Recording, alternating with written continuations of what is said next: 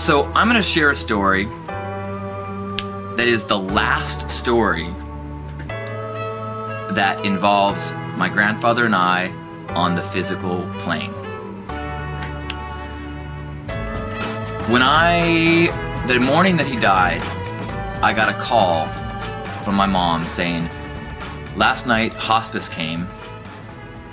This morning they said that death is imminent. Like he went from walking around and being lucid to about to go in less than 12 hours, like, which is awesome. That's how you want to live. Happy, healthy, happy, healthy, happy, healthy, dead.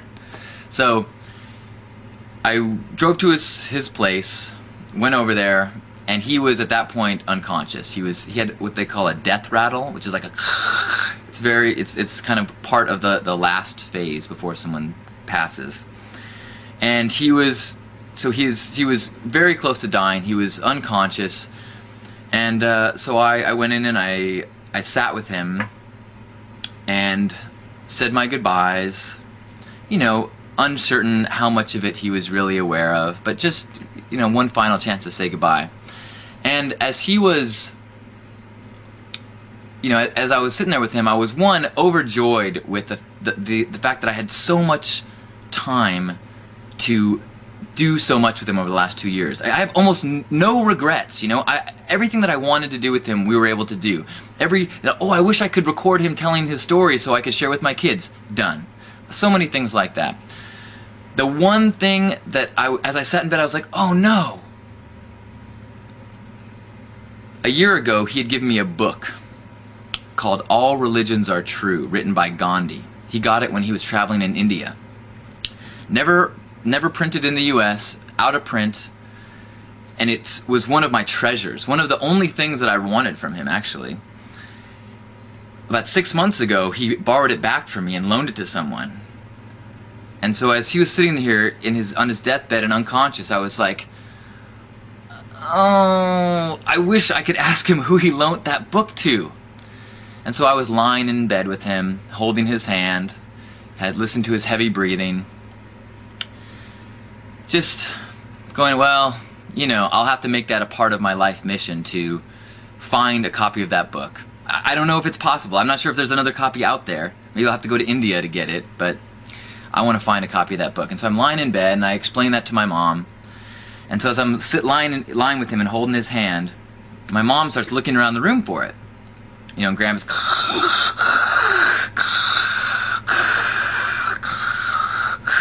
and I'm just holding him.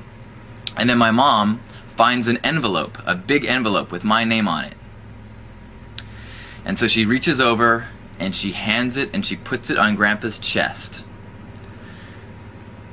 And it could just be the way that I remember this, but I pick up the envelope and inside it is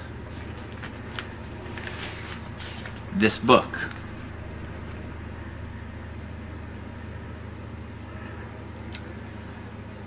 The one treasure I wanted from my grandfather. And within minutes from this being laid on his chest, his death rattle went from to just,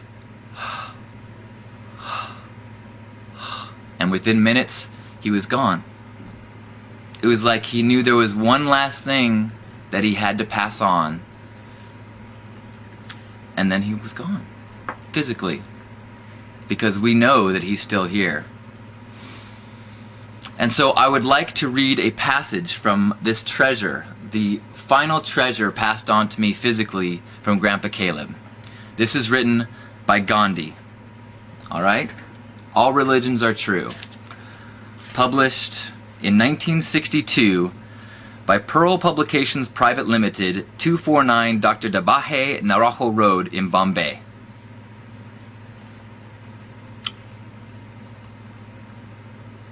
Let's see if I find the one that I wanted to read.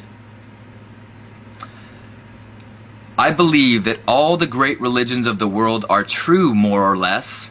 I say more or less because I believe that everything that the human hand touches, by reason of the very fact that human beings are imperfect, becomes imperfect. Perfection is the exclusive attribute of God, and it is indescribable, untranslatable. I do believe that it is possible for every human being to become perfect, even as God is perfect. It is necessary for all to aspire after perfection. But when that blessed state is attained, it becomes indescribable, indefinable.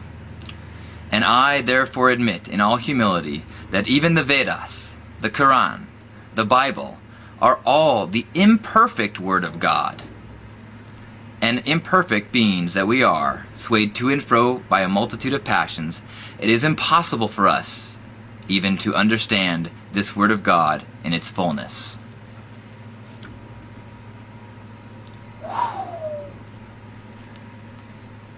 So, what do? We do our best. We allow others to believe what they believe. We embrace, we are critical, we are open, and we live in love. You up for that? Alright, it is now 1:13 on the West Coast. We have an incredible crowd of love-filled people. I think we should have a Hug Nation hug. Are you guys ready? Alright, the way this works is grab yourself by the shoulders. Look at all these people in the chat room. All these incredible, loving souls. And as you look at them, feel that you are squeezing not your torso, but their torso. And then you think about all the people that you've passed in your day-to-day, maybe in the last week, everyone that you've passed in your world, in your work, on the road. Imagine all of those people, regardless of what's on their agenda or in their politics, at their heart, at their root, they are exactly like you. They are capable of immense love. They are perfect beings. They are part of our human family. And so squeeze them. And then imagine all the people across the city, across the state, across the country, all the people in all the countries represented in this chat room, all the people in the countries that aren't in this chat room, countries from places we probably have been taught to fear. And remember that no matter what the news tells you, the vast majority of people would rather hug you than hurt you. So as you squeeze yourself, imagine that those arms squeezing you are not your arms. Those are the arms of all your brothers and sisters wrapping you in love. And feel that love just filling you.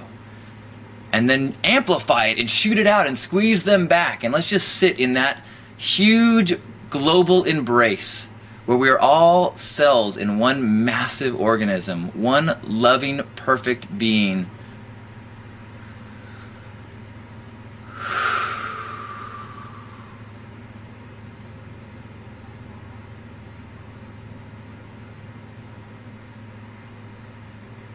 On behalf of Grandpa Caleb, myself, all of the wonderful residents of Hug Nation, Shalom.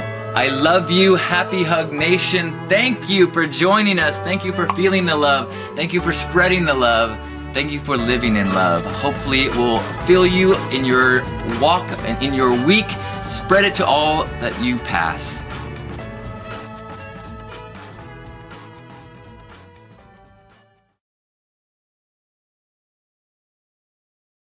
You only live once. Enjoy the color.